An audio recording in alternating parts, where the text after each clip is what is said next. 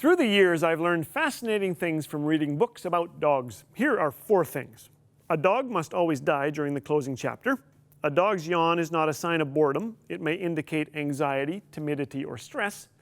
While our auditory range is 20 hertz to 20 kilohertz, a dog can detect sounds up to 45 kilohertz. Fourthly, though 4 Chihuahua heads will fit in a wolfhound's mouth, eye size varies only slightly between breeds. Don't test that last theory. Dogologists are just discovering the tip of the tail of an unimaginably complex creature. None is predicting they'll wake up someday soon and say, "That's it, we now know everything about dogs. Let's study penguins." In reading such findings, I'm struck by the fact that sometimes brilliant researchers can't see the ocean for the waves. To me, it's unthinkable that a 4-legged creature like this climbed out of the primordial ooze, untouched by a creator.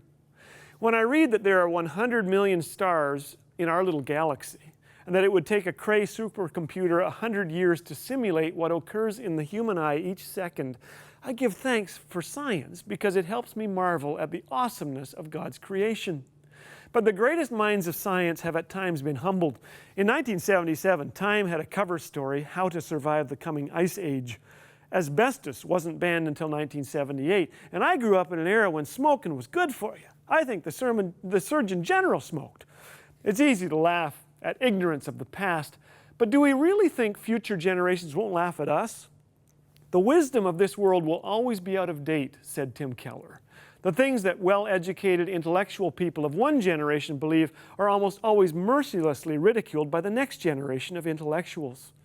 Has our generation written the final word on psychology or science or dogs?